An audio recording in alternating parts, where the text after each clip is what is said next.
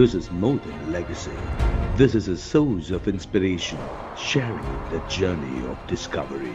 PSN College of Engineering and Technology. அண்மை செய்தியை பார்க்கிறோம். புரி ஜெகநாதர் கோயிலில் தொலைந்து போன சாவி தமிழ்நாட்டில் இருப்பதாக பேசிய மோடிக்கு ஸ்டாலின் கண்டனம் தெரிவித்திருக்கிறார். அண்மை செய்தியாக பார்க்கிறோம். புரி ஜெகநாதர் கோயிலில் தொலைந்து போன சாவி தமிழ்நாட்டில் இருப்பதாக பேசிய மோடிக்கு முதலமைச்சர் மு.க. ஸ்டாலின் கண்டனம் தெரிவித்திருக்கிறார். தமிழக மக்கள் மீது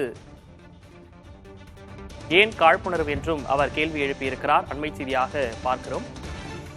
நேற்றைய தினம் புரி ஜெகநாதரின் கோயில் சாவி தமிழகத்தில் இருப்பதாக பிரதமர் மோடி பேசியிருந்தார். தற்போது அதற்கு முதலமைச்சர் மு.க. ஸ்டாலின் எதிர்வினையாற்றியிருக்கிறார். அண்மை செய்தியாக பார்க்கிறோம்.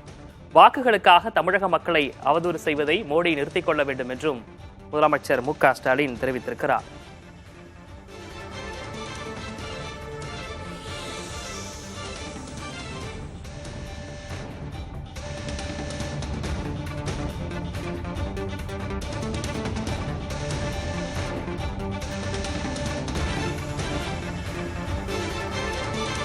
வாக்குகளுக்காக தமிழக மக்களை அவதூறு செய்வதை மோடி நிறுத்திக் கொள்ள வேண்டும் என முதலமைச்சர் மு.க. ஸ்டாலின் கண்டனம் தெரிவித்திருக்கிறார். தமிழக மக்கள் மீது பிரதமர் மோடிக்கு இத்தனை காழ்ப்பும் வெறுப்பும் ஏன் என்றும் அவர் கேள்வி எழுப்பியிருக்கிறார்.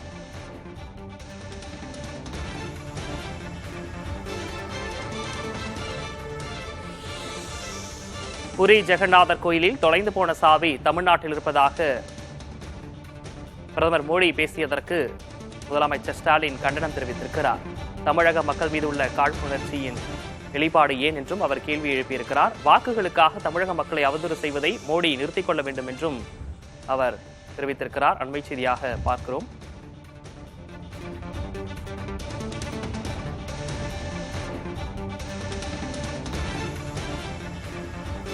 கூடுதல் விவரங்களோடு செய்தியாளர் ரமேஷ் இணைந்திருக்கிறார். ரமேஷ், அந்த அறிக்கையில வேற என்னென்ன விஷயங்களை சுட்டிக்காட்டியிருக்கிறார் முதலமைச்சர்?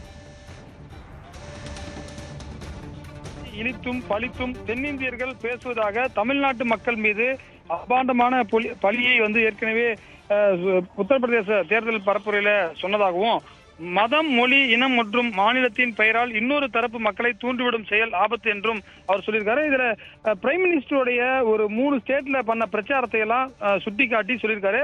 ஒடிசா மாநிலத்துல அண்மையில பேசும்போது பிரதமர் மோடி என்ன சொல்லியிருக்காருன்னா, ஜெகநாதர் ஆலயத்தின் பொக்கிஷ அறையின் தொலைந்து போன சாவிகள் தமிழ்நாட்டில் இருப்பதாக பேசியிருப்பதாக அவர் கோட் பண்ணி பேசியிருக்காரு.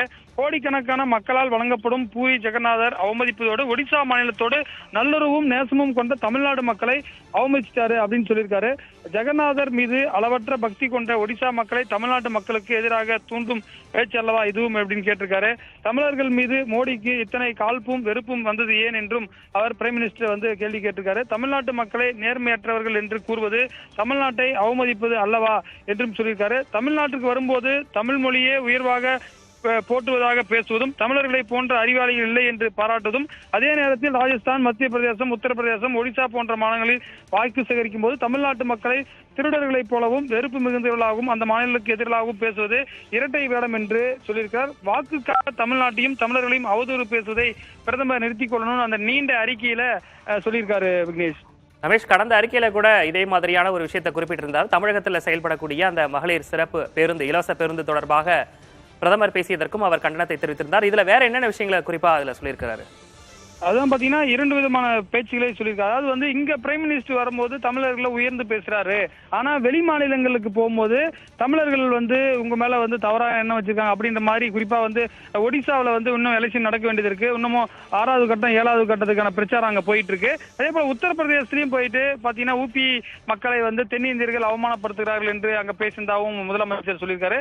எனவே இது 2 விதமான கருத்துக்களை பிரைம் மினிஸ்டர் சொல்றாரு. இங்க வரும்போது வேற மாதிரி பேசுறாரு, அங்க போகும்போது வேற மாதிரி பேசுறாரு அப்படின்றதுதான் இந்த ஒரு ஒட்டுமொத்த அறிக்கையுடைய சாராம்சமா இருக்கிறது. விக்னேஷ், ரமேஷ், இதுல ஒடிசாவும் தமிழகத்திற்கும் இருக்க அந்த ஒற்றுமை, அந்த பாலத்தை குறித்தும் அவர் குறிப்பிட்டிருக்கிறார். அதே போன்று தமிழ்நாட்டு மக்களை நேர்மையற்றவர்கள் என்று கூறுவது தமிழ்நாட்டை அவமதிப்பல்லவா என்ற விஷயத்தையும் அவர் குறிப்பிட்டிருக்கிறார். அது தொடர்பா என்ன சொல்லியிருக்காங்க? அதாவது மதம், மொழி, இனம் மற்றும் மாநிலத்தின் பெயரால் இன்னொரு தரப்பு மக்களை தூண்டிவிடும் செயல் ஆபத்தானது என்று சொல்லியிருக்கார். அதே போல பாத்தீங்கன்னா சகோதரத்துவத்தை வளர்க்க வேண்டிய அரசியல் தலைவரே பகை உணர்வை தூண்டுவது தவறு என்று சொல்லியிருக்காரு. மக்களை மோசமானவர்களாக, குறிப்பாக தமிழக மக்களை மோசமானவர்களாக இழித்தும் பழித்தும் பேசும் வழக்கத்தை பிரதமர் மோடி நிறுத்திக் கொள்ளவில்லை என்றும் அவர் சொல்லியிருக்காரு. இது எந்த அளவுக்கு பாரதிய ஜனதா கட்சியினர் மற்றும் பிரதமர் அலுவலகத்தினர் எதற்கு எப்படி வினையாற்றப் போகிறார்கள் என்று நம்ம பொறுத்திருந்து பார்க்கலாம். விக்னேஷ், ரமேஷ், ஏற்கனவே சித்தராமையா போன்ற தலைவர்களாம் கூட இதே மாதிரி விஷயத்தை வலியுறுத்தினாங்க, கண்டனத்தை தெரிவிச்சிருந்தாங்க. தற்போதும் பிரதமர் மோடிக்கு ஸ்டாலின் கண்டனத்தை தெரிவித்திருக்கிறார். விவரங்களை வழங்கியமைக்காக நன்றி ரமேஷ்.